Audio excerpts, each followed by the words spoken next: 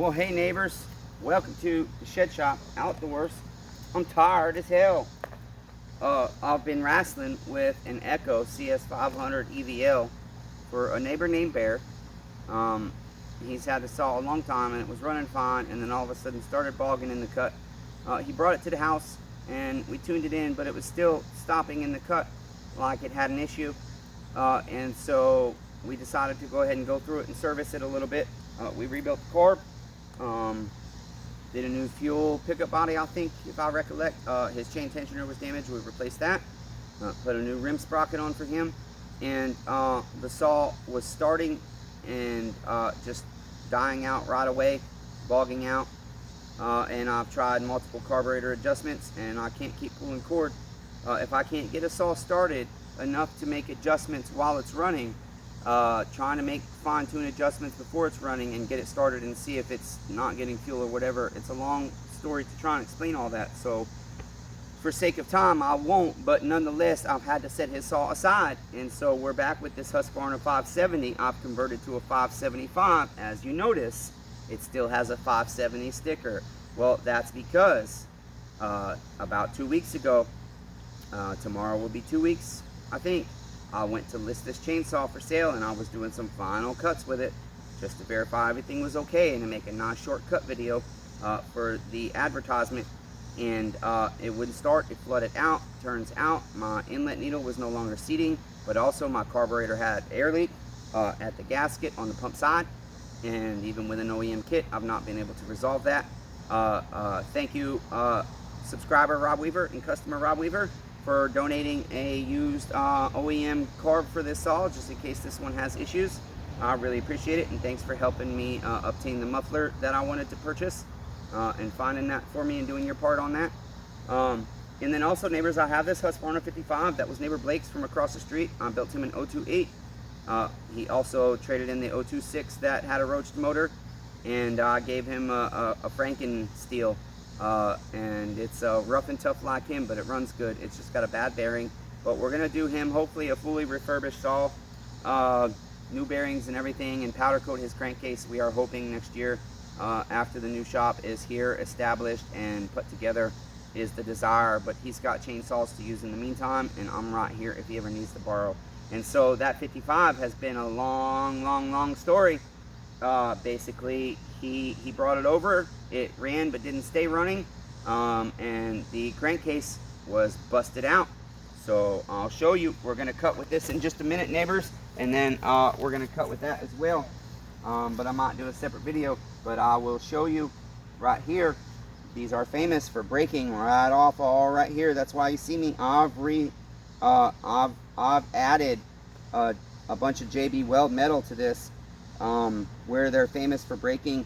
And a lot of times what happens is the chain catch breaks off, and that holds that rubber mount tight inside there, and people don't replace it, and so all that rattling, and a lot of times the chain will come back and hit this crankcase, and so it will break.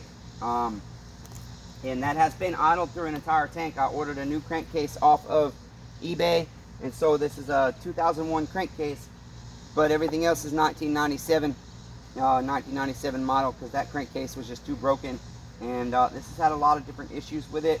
Had to retap this chain catch bolt over here, and just do various things. And so it's been idled through a tank, and I'm really hoping to cut it through a tank today, because then that means I can go ahead and also have that one listed on the internet. Right now I've got an 18-inch bar and chain on it, not the one that came with it. The one that came with it, I've got to set the rail gap on, and that's a really hard job for me, rolling that bar out. And so this is the same exact kind of bar from Husqvarna that goes on it. But basically with this one, I really am just trying to see. I did start it up after putting the new carburetor on again. It was still presenting air leak just a tiny bit on the gasket. But the thing is, I know a guy on YouTube. I don't know him personally, but he is a long-time mechanic and he really knows what he's doing. And in a lot of his carburetor back pressure or carburetor pressure test videos, he talks about how he more often than not sees air leak right after rebuilding a carburetor until he puts it on the equipment and the fuel allows those gaskets and everything to expand and do their thing.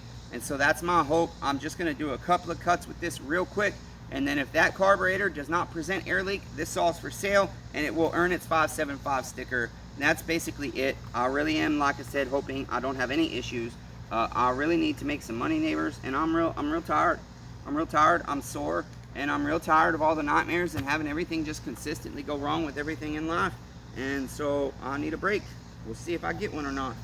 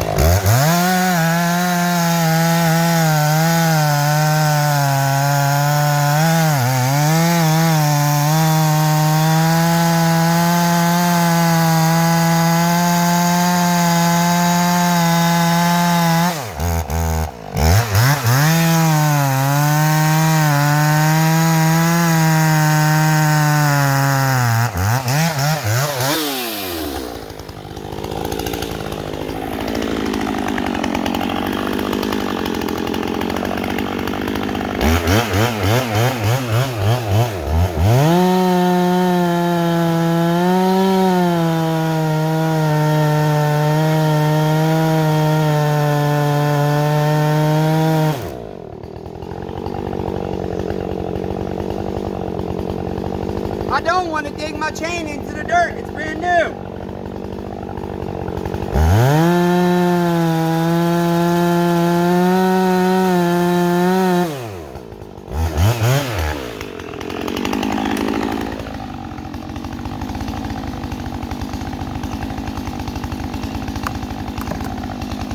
There we go, neighbors.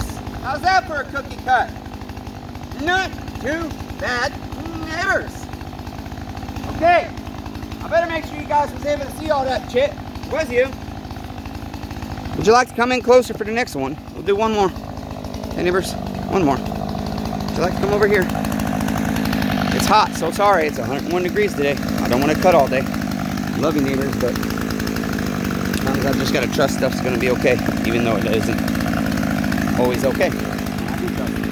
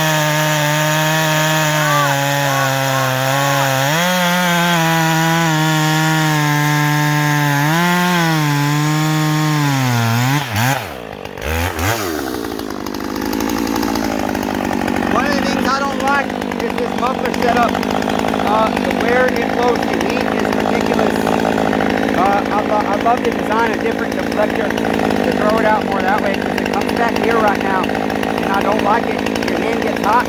I mean, that's normal with chainsaws, but I don't like it. I think there's something we can do better.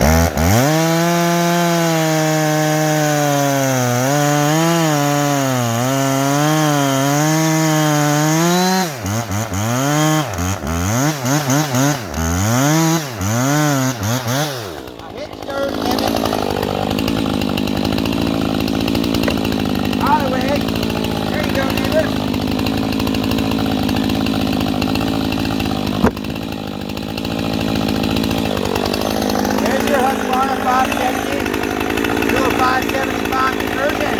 It's doing a circle. Victory lap. Victory lap. All the way. Go all the way.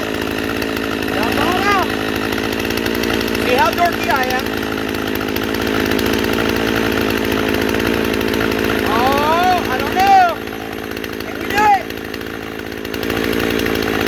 Almost there. Anyways, neighbors, so I will again pressure test that carburetor. I'm 100% now. I really am curious. I wish I could afford the chain for my 32 and 36 inch bar that I have for this. I can't right now. That's expensive chain. But I really think, you guys, this muffler I've got is wide open, and I want to do a little bit different to it, because I think he didn't quite do a right job. I've got another one in there, and then I want to paint that, hopefully.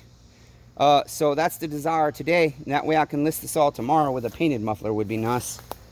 But then I'm going to go ahead and just do a few cuts with the 55 over there next, neighbors. But I want to start a new video, because you guys know all my videos are really long. So here we are. There it is. Okay. Here is my 575 Husqvarna for sale, neighbors. It's not technically for sale yet, but it technically is. Just got to make sure some shit's okay before I send it out. Love you, neighbors. Be kind to one another. Everyone's facing a battle. This is just part of mine.